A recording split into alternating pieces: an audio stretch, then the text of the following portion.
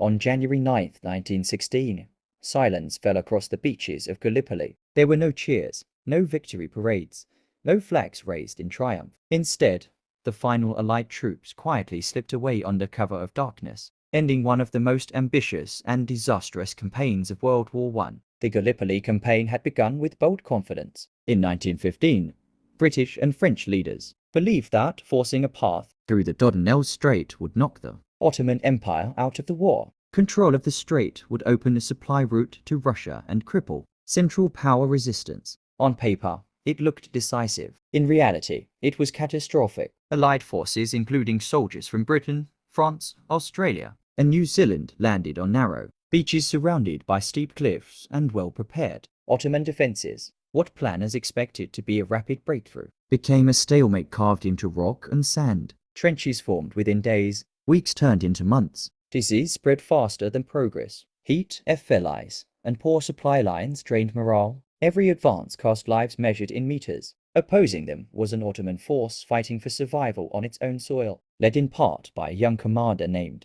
Mustafa Kemal, a man who would later become known as Ataturk, the founder of modern Turkey. By late 1915, Allied leadership faced an uncomfortable truth. The campaign could not be won, but even retreat carried danger. A full evacuation under enemy fire could have resulted in massive casualties. Instead, planners executed one of the most carefully organized withdrawals in military history. And it worked. By January 9th, 1916, the last Allied soldier had left Gallipoli. Remarkably, almost no lives were lost during the evacuation. The silence masked the scale of failure. More than 500,000 soldiers had been killed or wounded. During the campaign, no territory was gained. No strategic objective was achieved. For Britain and France, Gallipoli exposed the deadly cost of arrogance and poor planning. It damaged political careers and forced a reassessment of how modern wars were fought. For Australia and New Zealand, Gallipoli became something else entirely. Though militarily unsuccessful,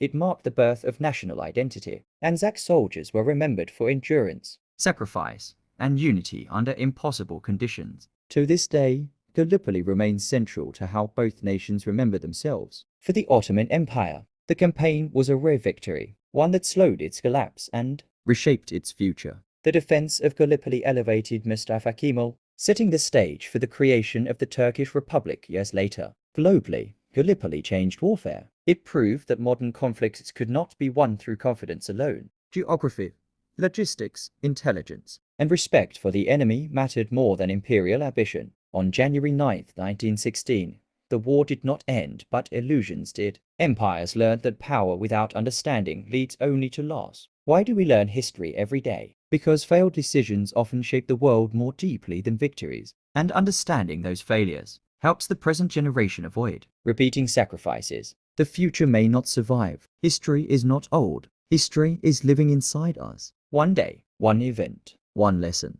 Mr. Fidi.